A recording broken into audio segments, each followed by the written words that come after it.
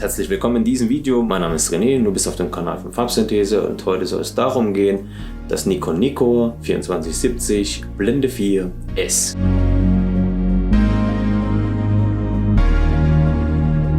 Disclaimer: Ich werde nicht von Nikon bezahlt, das ist mein Objektiv, habe ich selbst gekauft, genau wie das restliche Equipment. Das soll keine Werbung sein, aber es soll dir natürlich helfen, vielleicht zumindest dich zu informieren oder eine Kaufentscheidung zu fallen. Für dich musst du selbst wissen. Ich mache es natürlich aus freien Stücken, aus Spaß. Ich mache keine Videos. Ja, und jetzt geht's richtig los. Die Haptik, ich finde es von der Haptik her super. Es erinnert mich stark an die Sigma-Objektive für Nikon F-Mount 2470, nahezu vom Gewicht her identisch, zumindest nicht weit entfernt. Ich glaube, das Nikon F-Mount, das 2470, ist, glaube ich, ein bisschen größer. Für mich erinnert es jedenfalls an die Sigma-Objektive. Die Gummierung ist griffig, nicht zu weich, nicht zu hart. Also es ist kein Hartplastik, ist aber auch kein butterweicher Gummi, wie die vielleicht die ganz alten Sigma-Objektive, falls du da noch eins kennst. Das fässt sich einfach nur gut an. Das davon ist der Brennweitenring zum Regulieren der Brennweite. Dieser Ring ist eigentlich der Fokusring, lässt sich aber mit anderen Funktionen, ISO oder ähnlichem belegen. Was dieser Schalter hier eigentlich noch soll in 2021, weiß ich nicht. Ich glaube, niemand benutzt den. Ich habe den, egal an welcher Kamera ich war, noch nie benutzt. Ich wüsste zumindest nicht. Normalerweise ist es einfach, das in der Kamera einzustellen. Kannst mir ja gerne mal einen Grund unten reinschreiben, warum der noch da ist oder ob es reine Nostalgie ist. Sind wir schon beim Thema Schärfe. Ich zeige jetzt mal ein paar Bilder. Es ist immer dasselbe Bild auf verschiedenen Blenden, einfach, dass man sieht, was die Schärfe angeht. Ich finde, die Nikon Z-Objektive sind alle knackscharf, was wahrscheinlich an der Architektur des kompletten Z-Systems liegt. Fakt ist, das ist sehr scharf. Ich zeige dir jetzt ein Bild auf Blende 4. Wie man sieht, Bokeh, ähnliches, alles da.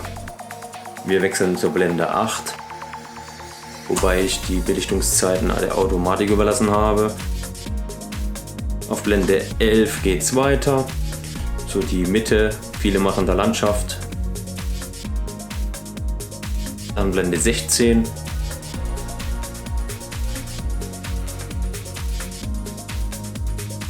Und zum Schluss die Blende 22, die die maximale Blende ist, zumindest von der Einstellung her. Um beim Thema Schärfe zu bleiben, was mich tatsächlich ganz privat interessiert ist, ich finde die Z-Objektive, selbst das günstige, so angenehm scharf schon, dass ich mich frage, was mein Lieblings-Drittanbieter Sigma da eigentlich zu liefern hat. Also ich bin absoluter Sigma-Fan. Auch für Sony hatte ich Sigma und auch für die alten Nikon DSLRs hatte ich schon verschiedene Sigma-Objektive. Ich liebe diese Marke, weil ich einfach die Haptik und ja, die Schärfe, die Zeichnung toll finde. Die derzeitigen Z-Objektive erinnern mich einfach daran und ich bin mal gespannt, was Sigma dazu liefern hat, was es noch besser macht oder keine Ahnung, wo es sich dann etablieren will, wenn es um das Thema geht. Ich finde gut, dass eine Streulichtblende dazu ist. Das scheint bei Nikon Z nicht Standard zu sein. Zum Beispiel beim 2450 ist keine dabei. Streulichtblende ist immer sinnvoll. Schade, dass es nicht Standard ist, aber hier ist es immerhin schon mal dazu. Und es geht recht knackig, wie man hört. Ein weiteres Pro, was ich persönlich einfach am Z-System toll finde, ist, dass der Fokusring frei belegbar ist. Man kennt es zum Beispiel von Sony. Ich weiß nicht, wie es bei Canon gelöst worden ist, aber bei Sony hat man den extra Knopf, der manchmal auch ganz gut ist, zum Beispiel für den Augenfokus und so weiter, aber das macht ja das Z-Kamerasystem meistens von alleine, wenn man es eingestellt hat. Man kann dann zum Beispiel beim Film die ISO drauf schmeißen oder gar die Blende regeln oder. Also was auch ganz gut beim Vloggen im Übrigen ist, wenn du nur das Objektiv selbst siehst.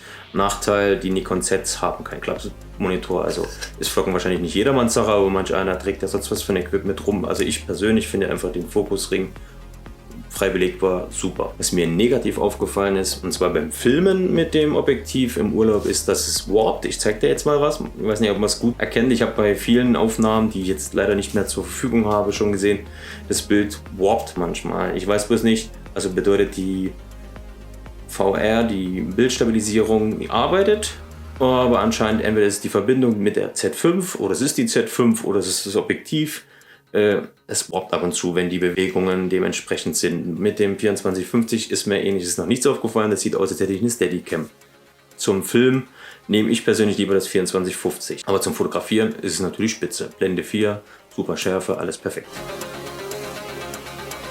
Da es heute erst auf meinem Kanal zu einer anderen Kamera Thema war, erzähle ich kurz was zum Preis.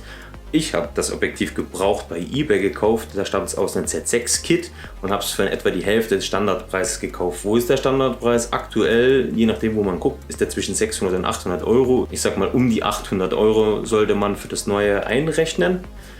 Gibt aber auch ab und zu Belege. Und gebraucht kriegt man es, wie gesagt, auf eBay ab und zu sogar schon für fast die Hälfte, 400, 500 Euro. Aber weil ich eben da festgelegt worden bin in einem anderen Video, ich kann das jetzt nur sagen und je nachdem wann du das Video schaust, kann es sein, dass das einfach sich schon geändert hat. Hast du noch Fragen oder Anregungen zum Thema, dann schreib sie mir doch bitte unten rein. Hast du Erfahrungen mit anderen Kameraverbindungen Z7, Z6, gern unten reinschreiben, was du gut oder schlecht findest. Überhaupt, wenn du eine Frage zum Thema hast, gern unten rein. Ich weiß nicht, ob ich alles beantworten kann, aber ich freue mich natürlich immer rege über Kommentare. Denn dafür machen wir das Ganze ja. Ne?